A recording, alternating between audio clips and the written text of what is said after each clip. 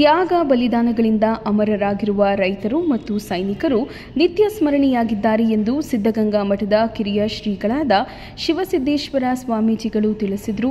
ಸೋಮವಾರ ಪಟ್ಟಣದ ಎಸ್ಸಿಎಸ್ ಕಲ್ಯಾಣ ಮಂಟಪದಲ್ಲಿ ಏರ್ಪಡಿಸಿದ್ದ ಕಾರ್ಗಿಲ್ ವಿಜಯೋತ್ಸವದ ಬೆಳ್ಳಿ ಮಹೋತ್ಸವ ಆಚರಣೆ, ಉಚಿತ ಆರೋಗ್ಯ ಶಿಬಿರ ಹಾಗೂ ಪ್ರತಿಭಾ ಪುರಸ್ಕಾರ ಕಾರ್ಯಕ್ರಮ ಉದ್ಘಾಟಿಸಿ ಮಾತನಾಡಿದ ಅವರು, ಸ್ವಾತಂತ್ರ್ಯ ಯೋಧರ ಹಾಗೂ ಸೈನಿಕರ ಶ್ರಮದಿಂದಾಗಿಯೇ ದೇಶವಾಸಿಗಳು ನೆಮ್ಮದಿಯ ಬದುಕನ್ನು ಕಟ್ಟಿಕೊಳ್ಳಲು ಸಾಧ್ಯವಾಗಿದೆ.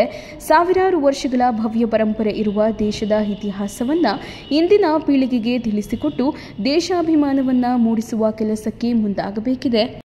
ಕಾರ್ಗಿಲ್ ಯುದ್ಧದಲ್ಲಿ ಮಡಿದ ವೀರ ಯೋಧರ ಸ್ಮರಣೆ ಮಾಡಿ ಗೌರವ ಸಲ್ಲಿಸಿ ದೇಶದ ಅಭಿವೃದ್ಧಿಯಲ್ಲಿ ಎಲ್ಲರೂ ಭಾಗಿಯಾಗೋಣ ಎಂದು ಹೇಳಿದರು.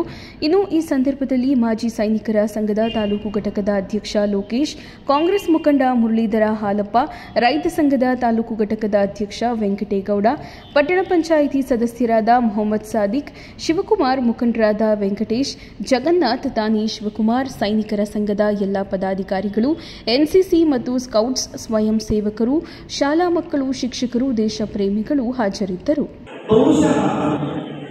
ಈ ದೀಪದ ರೀತಿಯಲ್ಲಿ ಅನೇಕ ಯೋಧರು ಈ ನಾಡಿಗೆ, ಜಗತ್ತಿಗೆ ಭವಿಷ್ಯವಾಗಿರ್ತಕ್ಕಂಥ ಒಂದು ಉಜ್ವಲವಾಗಿರ್ತಕ್ಕಂಥ ಬೆಳಕನ್ನು ನೀಡಿದ್ದಾರೆ. ಆ ಬೆಳಕಿನ ಒಂದು ನೆರಳಿನಲ್ಲಿ, ಆ ಬೆಳಕಿನ ದಿವ್ಯ ಬೆಳಕಿನಲ್ಲಿ, ಮಹಾ ಬೆಳಕಿನಲ್ಲಿ ಇವತ್ತೆಲ್ಲ ನಾವು ನೆಮ್ಮದಿಯಾಗಿದ್ದೇವೆ. ಇವತ್ತಿನ ಒಂದು ಅರ್ಥಪೂರ್ಣವಾಗಿರ್ತಕ್ಕಂಥ ಕಾರ್ಯಕ್ರಮವನ್ನು ಆಯೋಜಿಸತಕ್ಕಂಥ ಎಲ್ಲ ಮಾಜಿ ಸೈನಿಕ ಸಂಘಟನೆಯವರಿಗೆ ನಮ್ಮ ಹೃತ್ಪೂರ್ವಕ ಇರ್ತಕ್ಕಂಥ ಅಭಿನಂದನೆಯನ್ನು ಯಾವುದೇ ಅಧಿಕಾರಿಗಳಿರ್ಬೋದು, ಯಾವುದೇ ಅಧಿಕಾರಿಗಳಿರ್ಬೋದು, ಎಲ್ಲರೂ ಒಂದೇ ಒಂದು ಪ್ರಶ್ನೆ. ಕರ್ನಾಟಕ ಸರ್ಕಾರದ ಈಗ ಸಮಾಜ ಕಲ್ಯಾಣದಲ್ಲಿ ಕಲ್ಯಾಣ ಇಲಾಖೆ ತಂದಿದೆ. ಪ್ರತಿಯೊಬ್ಬರಿಗೂ ಆ ಕಲ್ಯಾಣ ಇಲಾಖೆ ಏನು ಸೌಲಭ್ಯ ಸಿಗಬೇಕು ಎಲ್ಲ ಸಿಗುತ್ತೆ. ಯಾವ್ಯಾವ ಕಲ್ಯಾಣಗಳು, ಯಾವ್ಯಾವ ಕಲ್ಯಾಣ ಮಂಡಳಿಗಳು, ನಿಗಮಗಳು ಎಲ್ಲರಿಗೂ ಸಿಗುತ್ತೆ. ಆದರೆ ಸೈನಿಕರಿಗೆ ಪ್ರಾಂತ್ಯಗಳು ಸಿಗ್ತಲ್ಲ.